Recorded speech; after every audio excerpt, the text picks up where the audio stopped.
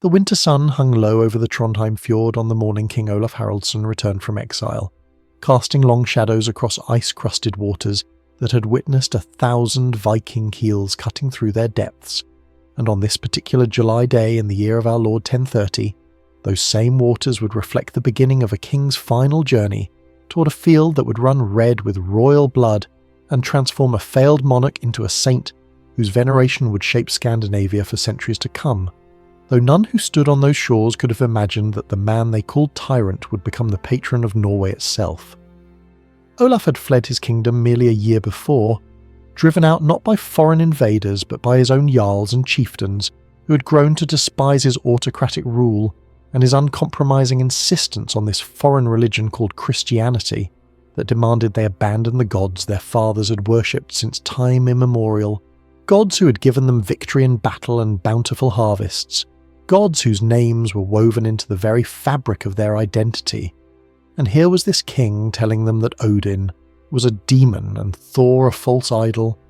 that their sacred groves must be cut down and their temples destroyed, their ancient rites forbidden under pain of mutilation or death. The irony was not lost on those who knew the story of Olaf's rise to power, for this same man had once been nothing more than a Viking raider himself, a sea-wolf who had sailed to England and fought in the service of Ethelred the Unready, plundering monasteries and coastal settlements with the same ferocity as any pagan warrior, caring nothing for the Christian God whose churches he burned and whose priests he put to the sword. But something had changed during those years in foreign lands. Some conversion experience that the sagas would later describe in terms of divine intervention, though the more cynical observers might suggest that Olaf had simply recognised the political advantages of aligning himself with the rising tide of Christian power that was sweeping across Europe, bringing with it not just a new religion but an entirely new concept of kingship, one that placed the monarch not merely as first among equals, but as God's anointed representative on earth, accountable to no jarl or thing but only to the heavenly throne itself. When Olaf had first seized the Norwegian crown in 1015, he had done so with a typical Viking blend of cunning and violence, eliminating rival claimants and subduing regional chieftains who might challenge his authority. But unlike previous Norwegian kings who had been content to rule as paramount chiefs, collecting tribute and leading warriors to battle while largely leaving local customs and religious practices undisturbed, Olaf had a vision of a unified Christian kingdom modelled on the European monarchies he had observed during his years abroad, a centralised state with a single law code derived from Christian principles, a network of churches and monasteries that would serve as administrative centres, and a population of baptised subjects who owed their primary allegiance not to their local jarl or their ancestral traditions, but to the king, and through him to God. This was revolutionary stuff in 11th century Scandinavia, where power had always been diffused among competing regional strongmen, where laws were made and disputes settled at local assemblies called things, where a man's worth was measured by his lineage and his courage rather than his relationship to some distant monarch, and where the old god still demanded sacrifice and received it gladly, their altars slick with the blood of horses and sometimes, when the need was great enough, with human offerings whose screams pleased the Asir and ensured continued prosperity for the community. Olaf's attempts to stamp out these practices had been brutal and uncompromising. The sagas record how he had seized the most powerful chieftains and given them a stark choice between baptism and death, how he had personally destroyed sacred sites and forced entire communities to accept Christian baptism at sword point, how he had installed his own men as administrators in regions where traditional jarls had ruled for generations, and how he had imposed heavy taxes to fund the construction of churches and the support of foreign priests who came to Norway speaking Latin and Old English and French, men who knew nothing of the land or its people, but who nevertheless presumed to tell Norwegian farmers and warriors how they should live and what they should believe. The resentment had built slowly at first, whispered complaints in mead halls and dark mutterings at the Thing assemblies, but Olaf had the force of arms to back his will, and for several years his kingdom had held together through a combination of strategic marriages, ruthless suppression of dissent, and the grudging acknowledgement that a strong king could at least keep the peace and protect against external threats, particularly from the Danish King Zut, who had already conquered England and clearly harboured ambitions of creating a North Sea empire that would include Norway as well. But Olaf had made a fatal miscalculation in underestimating the depth of resistance to his religious reforms and the extent to which he had alienated the very class of men upon whom any Norwegian king ultimately depended for his power, the wealthy landowners and regional chieftains who commanded the loyalty of armed retainers and who had their own networks of kinship and obligation that predated Olaf's reign and would outlast it. These men had begun secret negotiations with Sinutt, who was himself a Christian king,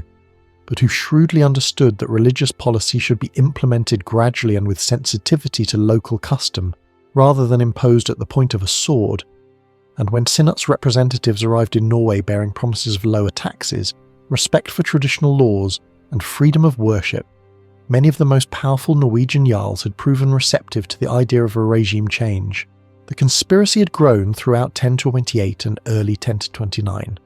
drawing in more and more of the Norwegian aristocracy until Olaf found himself facing not merely a few disgruntled chieftains, but a broad coalition of the kingdom's most powerful men, backed by the gold and military might of Snutt's Danish Empire. And when the crisis came in 1029, Olaf had discovered to his shock that he could not muster enough loyal followers to resist, his once formidable army melting away as warriors chose their local jarls over their king, as regional assemblies declared their allegiance to Knut, as the tide of rebellion swept across the kingdom with stunning speed. Olaf had fled east into Sweden with a small band of retainers seeking refuge at the court of the Swedish king Anon Jacob, but exile had not diminished his determination to reclaim his throne, and throughout the winter of 1029 and spring of 1030 he had worked tirelessly to gather forces for an invasion, sending emissaries to chieftains who might still be persuaded to support him,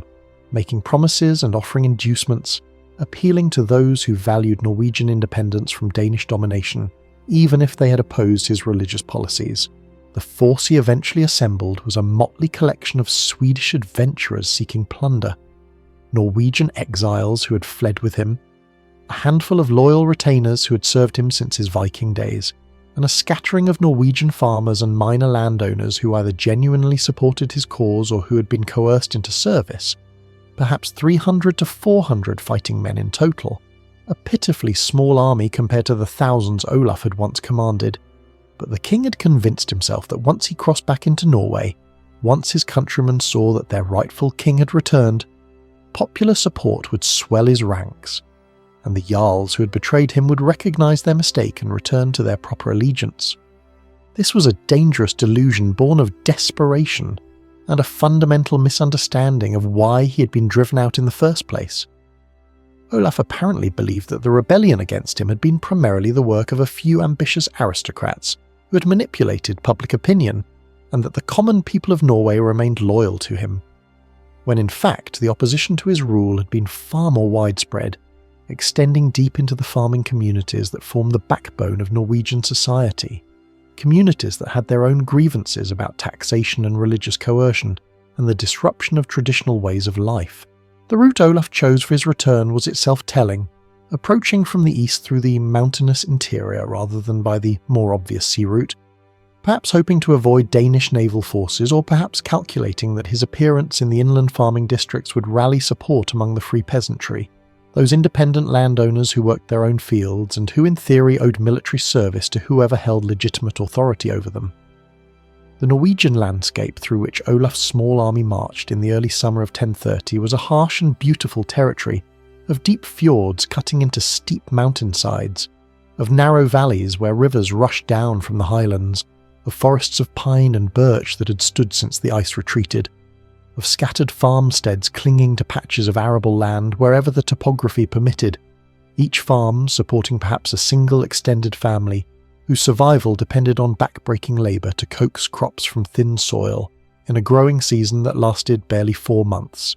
supplementing agricultural production with fishing, hunting, and seasonal animal husbandry, every household maintaining weapons and armour because the line between farmer and warrior had always been blurred in Scandinavian society, where any free man might be called upon to fight, and where martial prowess was valued alongside agricultural skill. These were the people Olaf was counting on to support his return, the free farmers who formed the bulk of the levy forces that had traditionally made up Norwegian armies. But what the king apparently failed to grasp was that these same farmers had their own reasons for opposing him, reasons that went beyond religious policy to touch the very heart of their economic survival and political autonomy. The intelligence that reached Olaf as he moved westward should have alarmed him. His scouts reported that the districts through which they passed were not rising in support of the king, but were instead organising to resist him, that local chieftains who had allied with Knut's representatives were calling up their followers, that farmers were leaving their fields to gather at assembly points with weapons in hand, not to join Olaf but to fight against him. The man who'd been left in charge of Norway in Knut's absence was Hakon Eiriksson, a jarl from one of the most powerful Norwegian aristocratic families, a man whose ancestors had ruled as kings in their own right before the unification of Norway, and Hakon had been working methodically to consolidate support for the new regime, making alliances with regional strongmen, assuring farmers that their traditional rights would be respected, positioning himself as a ruler who would govern in the old Norwegian way rather than trying to impose foreign ideas and foreign religion at sword point. But fate intervened in the person of Hakon himself, who drowned in a shipwreck in the early spring of 1030, throwing the anti-Olaf coalition into temporary disarray and creating the opening that allowed the exiled king to launch his invasion, though the leadership void was quickly filled by a coalition of powerful jarls who had no intention of allowing Olaf to reclaim his throne. Men like Tore Hund, a chieftain from Hålogaland in the far north, who nursed a personal grudge against Olaf for the killing of a kinsman, and Kalv Arnason, who had actually been one of Olaf's most trusted supporters before switching sides, and Thorir Hund, and Erling Skjalgsson's sons who sought revenge for their father's death at Olaf's hands. These men moved quickly to organise resistance to Olaf's invasion, sending out the war arrow to summon the levy, calling up the bondi, the free farmers who constituted the military reserve of the Norwegian kingdom, and the response was far greater than Olaf could have anticipated, for it seemed that every valley and every district sent its contingent of armed men to gather at the assembly point,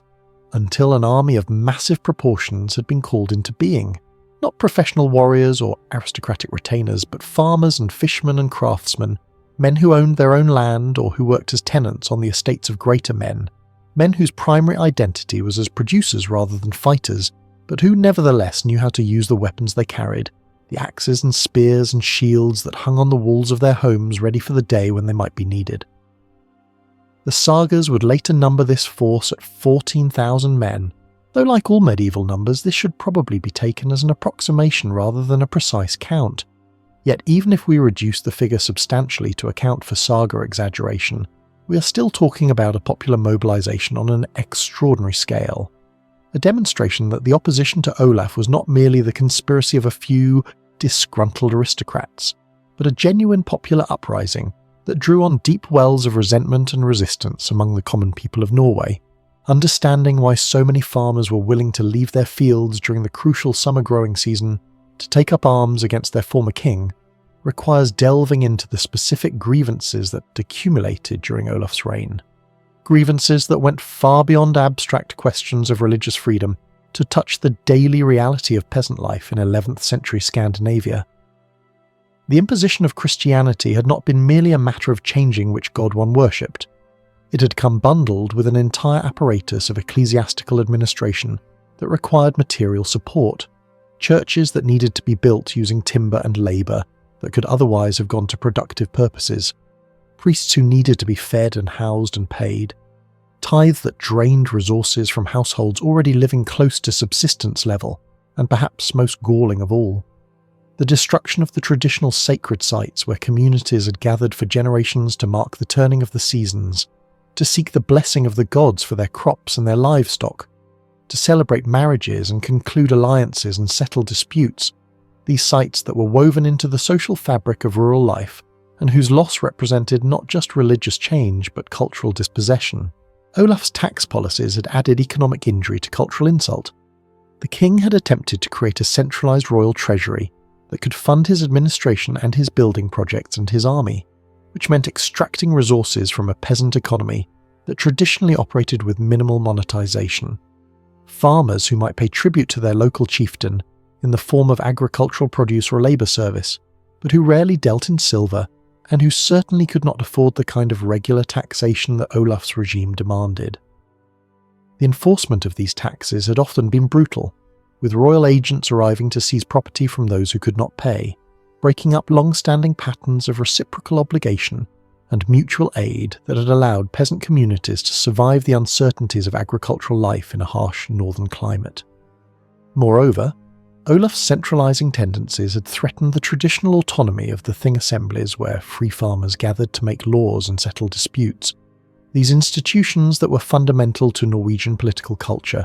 and that represented the principle that law was made by the community rather than imposed from above by royal decree. And Olaf's insistence that royal authority superseded local custom was seen as a fundamental assault on the rights of free men,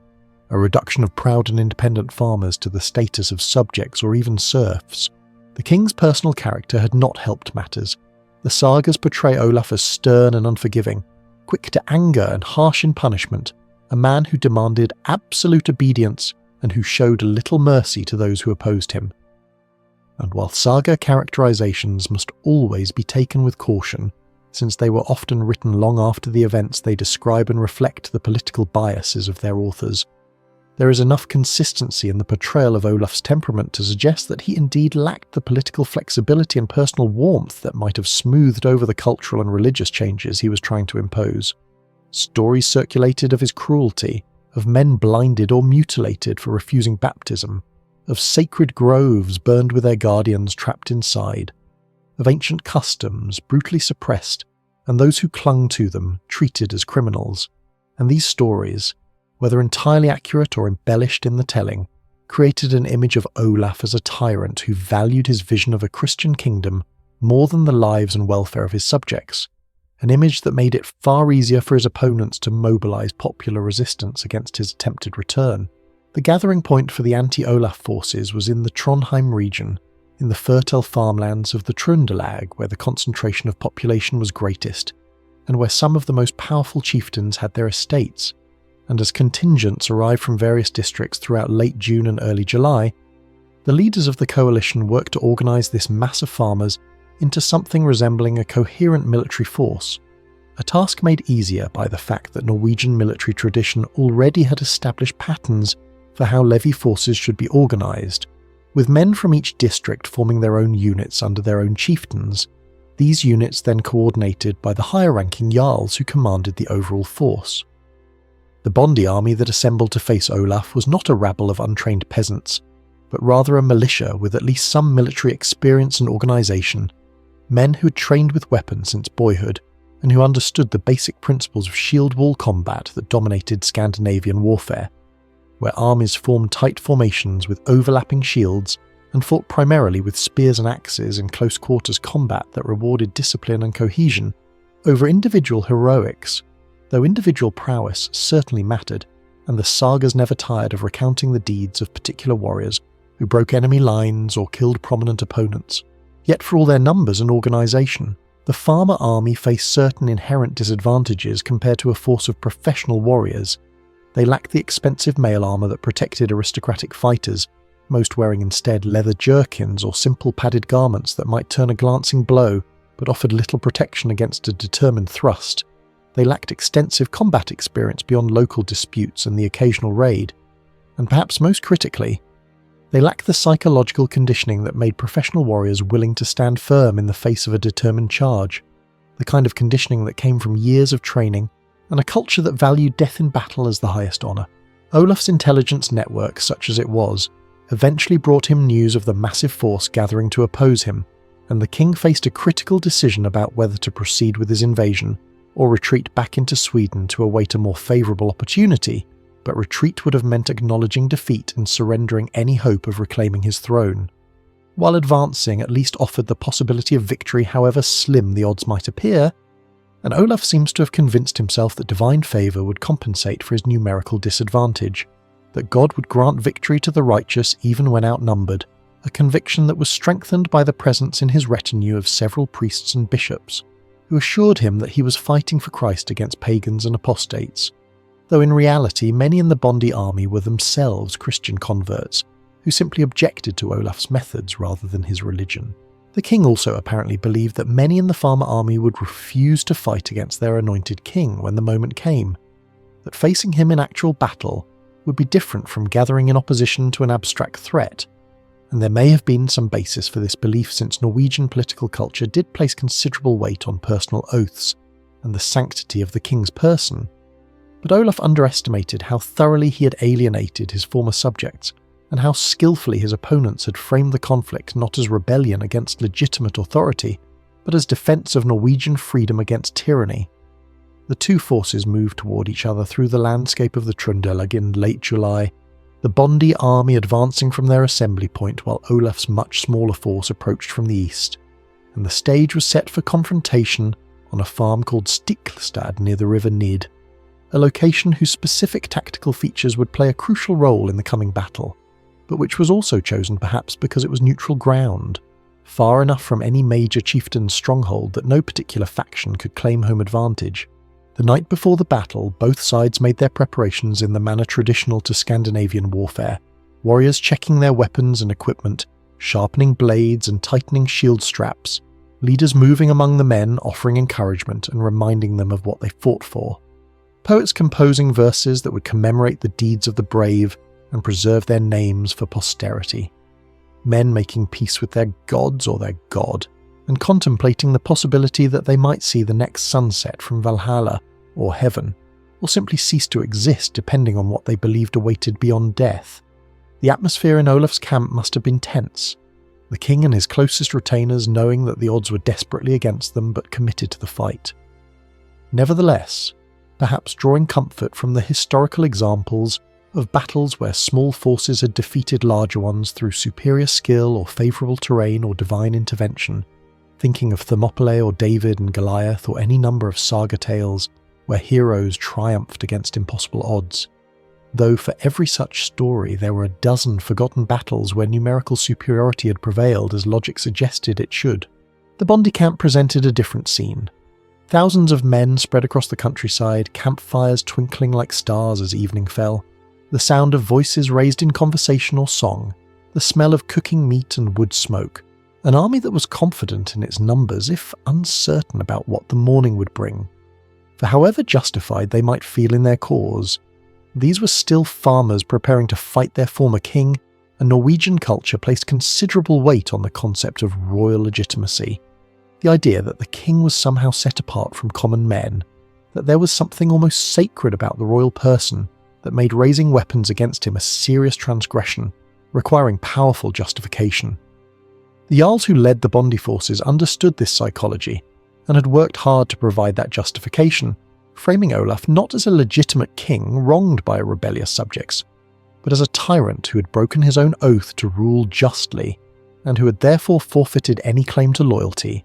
a king who had placed foreign religion and foreign ideas above the welfare of his people, and who deserved to be removed just as any chieftain who failed to fulfill his obligations to his followers could be deposed. This rhetorical work mattered,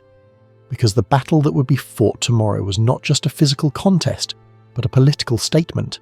a collective assertion by the free farmers of Norway that they would not submit to autocratic rule, regardless of how it was justified, that their rights and their traditions and their autonomy mattered more than any king's ambitions.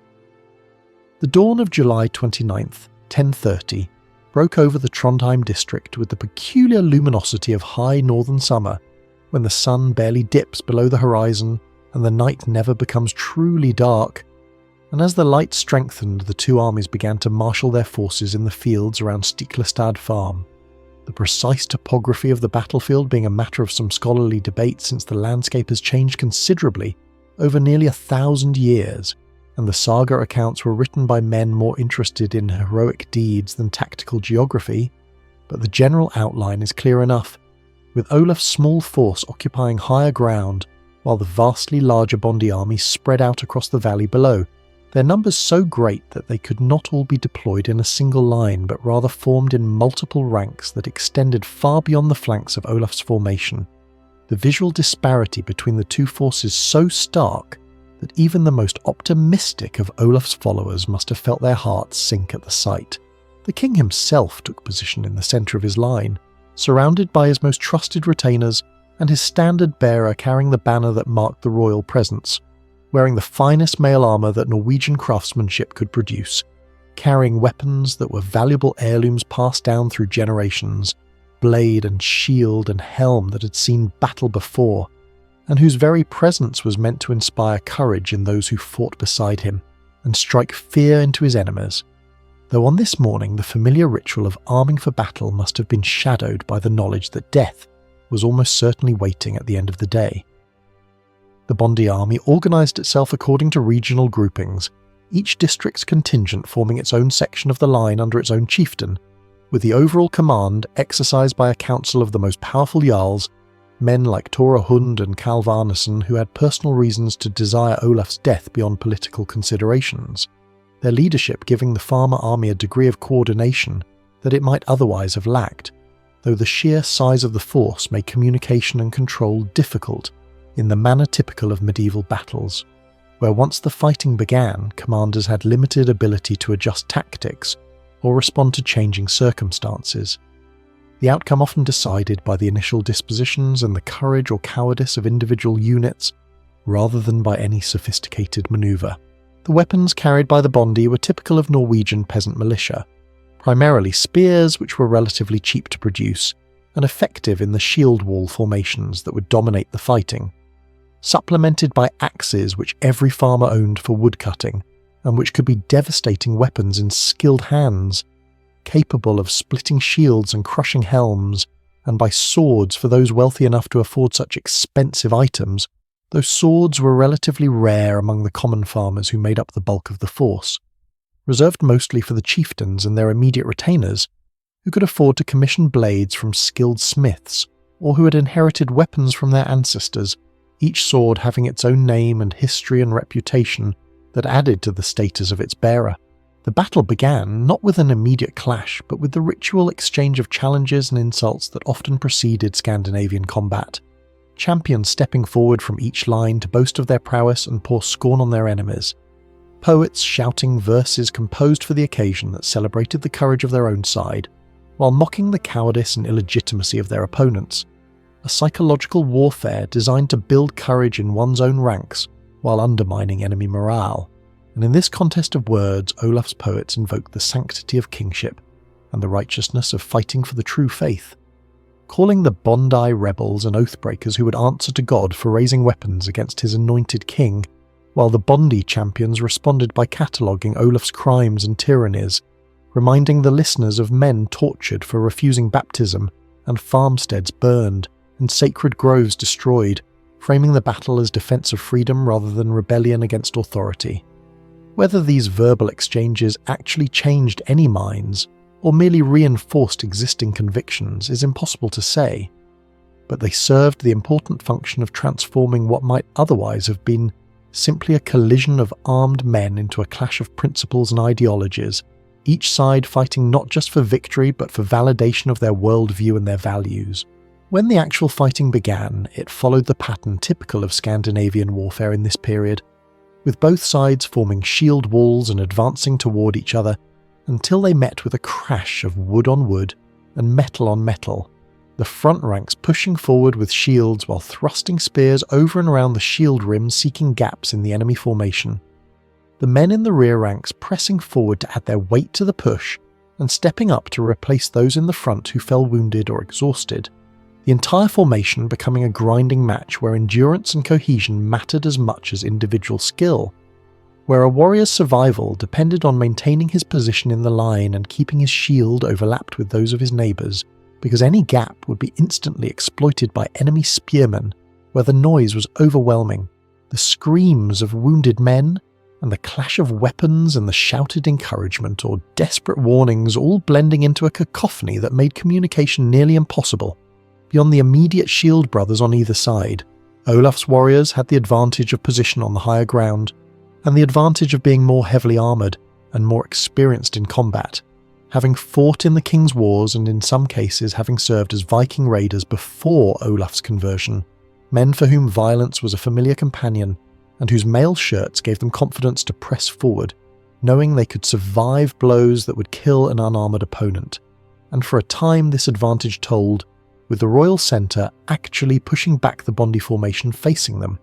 cutting down farmers who bravely but futilely tried to stand against better armed and better trained opponents. But numerical superiority has its own logic in warfare,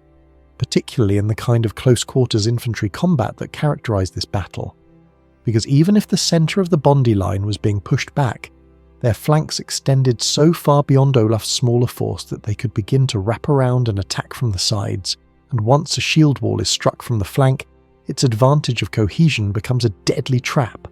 Men packed too tightly to manoeuvre individually, while enemies pour attacks into their unprotected sides. The careful overlapping of shields that made the formation strong from the front becoming irrelevant. When spears and axes came from directions the shields were not facing, and discipline began to break down as warriors turned to face the flank attacks, and in doing so created gaps that the frontal enemies could exploit. The neat battle line dissolving into a confused melee where Olaf's numerical disadvantage became more and more telling with each passing moment. The king himself fought with the desperate courage of a man who knew this was his last stand. The sagas recording his personal combat in the detailed verse that was used to memorialize the deeds of great warriors, describing how he cut down one opponent after another with his sword, which bore a name meaning cutting edge or sharp hitter, depending on translation. How men fell back from his fury and none could stand against him face to face. The kind of heroic, individual combat that made for great poetry, but could not ultimately overcome the reality of overwhelming numbers and encirclement, because for every enemy Olaf killed two more pressed forward to take his place, and slowly, inexorably, his retainers fell around him, the shield wall that protected the king thinning as men died or were wounded and staggered back from the line, leaving gaps that the Bondi exploited with growing confidence as they realised that the royal army was on the verge of collapse. The death of Olaf Haraldsson was recorded in multiple saga accounts written down generations later, each with slightly different details but all agreeing on the essential elements: that the king fell fighting bravely in the thickest press of battle, that he received 3 wounds, and that the men responsible for those wounds became infamous in Norwegian history. Their names preserved in infamy where they might otherwise have been forgotten, though the sagas do not entirely agree on which specific individuals dealt the fatal blows or in what order they fell. One account names Thor Hund as the killer, saying that this powerful chieftain from the north struck Olaf with a spear thrust that pierced the mail and entered the king's body, drawing the blood that marked the beginning of the end, while another account credits Kalv Arnason with delivering one of the wounds, the bitter irony being that Kalv had once been among Olaf's closest supporters, and had turned against him only when the king's policies became unbearable, now bringing that opposition to its logical conclusion by helping to kill the man he had once served. And a third wound was said to have been dealt by a man named Thorstein Knaresmed, a shipbuilder by trade who likely had no personal animosity toward Olaf, but who was caught up in the collective action of the Bondi army, and who happened to be in the right place at the right moment to land a blow that helped bring down a king. His name preserved in history only because of that one violent act that took perhaps seconds to perform, but whose consequences would echo through centuries. As Olaf fell, the royal standard wavered and dropped, the visual signal that every warrior on the field could see, that unmistakable moment when a battle's outcome becomes clear, and what had been fierce combat transforms into rout and pursuit. The remaining royal warriors realising that their king was down and their cause lost, some fighting on to the death in the manner of loyal retainers who felt honour-bound to fall beside their lord,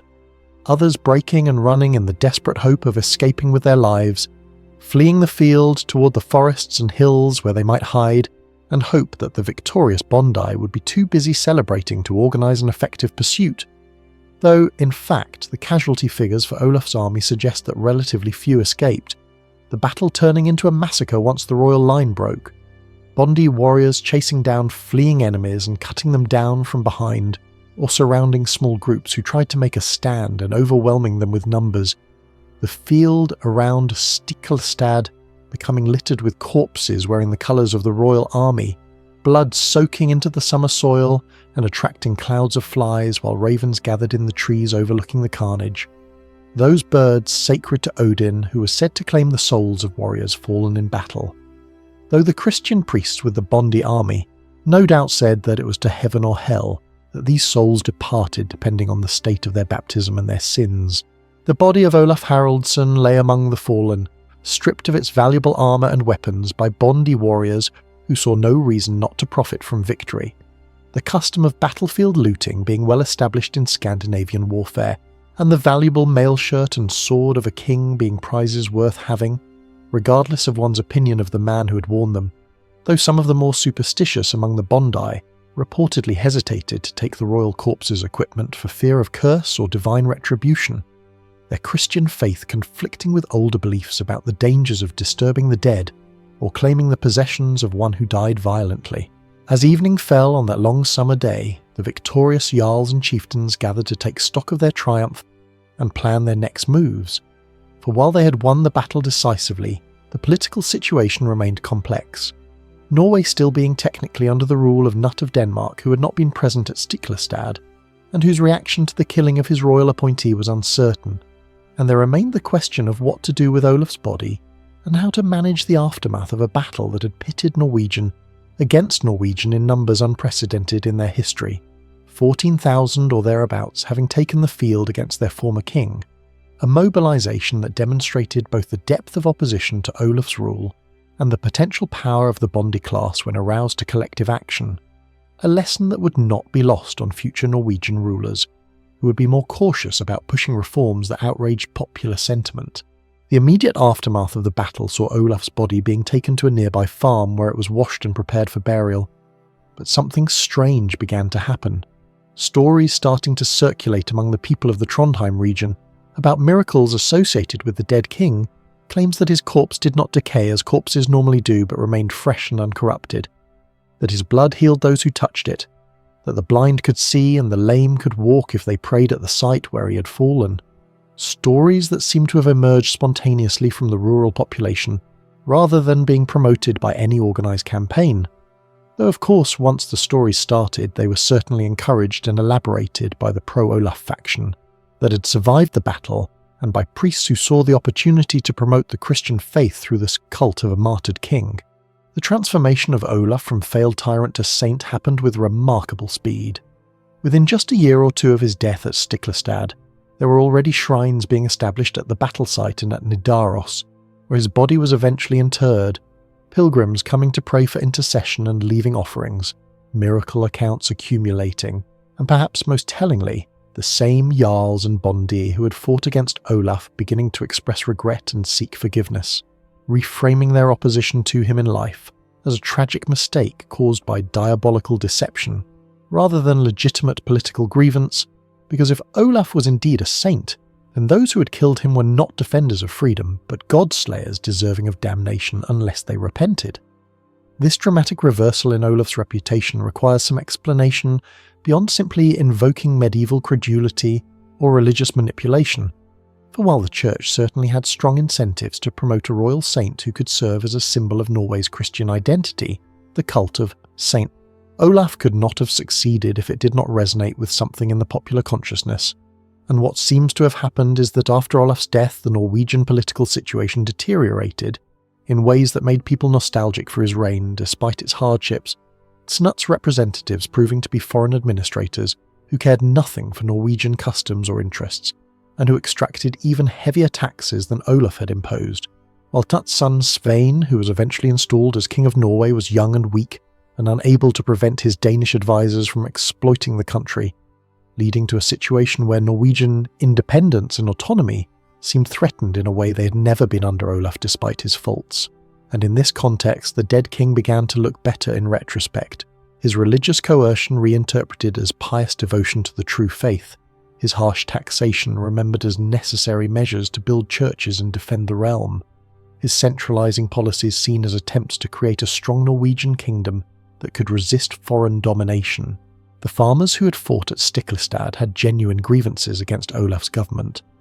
but those grievances had been specific complaints about particular policies, rather than fundamental opposition to Christianity or to the concept of Norwegian unity, and once Olaf was dead and unable to continue the policies they had hated, it became easier to remember the positive aspects of his reign, and to reinterpret his failures as the tragic flaws of a fundamentally good king who had perhaps been too zealous in his faith, but whose heart had been in the right place, seeking Norway's welfare even when his methods were harsh. The political rehabilitation of Olaf's memory accelerated when his young son Magnus, who had been in exile in Rus during the Battle of Stiklestad, returned to claim the Norwegian throne in 1035 after the death of Canute and the collapse of Danish control, Magnus presenting himself as the rightful heir of a martyred father and benefiting enormously from the growing cult of saints. Olaf, which transformed what might have been a contested succession into a triumphant restoration, the son of the Saint King arriving to reclaim his patrimony and complete his father's work of building a Christian Norwegian kingdom. And Magnus proved to be a much more politically astute ruler than his father, maintaining the Christian framework Olaf had established, but implementing it with greater sensitivity to Norwegian traditions and greater respect for the prerogatives of the Jarls and the Bondi, learning from his father's mistakes while capitalising on his father's saintly reputation. The site of Stiklestad itself became one of the most important pilgrimage destinations in Scandinavia, second only to Nidaros, where the great cathedral was built over Olaf's tomb, pilgrims coming from throughout the Nordic world and beyond to pray at the place where the Saint King had fallen. The field that had run with blood becoming holy ground, where miracles were expected and frequently reported, the church built there becoming wealthy from the offerings of pilgrims and the patronage of Norwegian kings who enhanced their own legitimacy by associating themselves with the cult of their saintly predecessor. The Jarls and chieftains who had led the Bondi army at Stiklestad faced various fates in the years following the battle, some dying in their beds as honoured elders, others meeting violent ends in the feuds and conflicts that continued to plague Norwegian politics, all of them living under the shadow of having killed a man who was increasingly recognised as a saint, their names preserved in history primarily through their association with that act of violence on a July day in 1030, men like Kalvarnesson, who went on to play a significant role in Norwegian politics during the reign of Magnus, but who was eventually driven into exile and died in Iceland, reportedly haunted by guilt over his role in Olaf's death and seeking reconciliation with the church before his end, or Tore Hund, who according to some accounts made a pilgrimage to Jerusalem in atonement for his sins before dying in the Holy Land. These men's later lives shaped by the consequences of that battle in ways they could never have anticipated when they gathered their followers to resist the return of a king they considered a tyrant.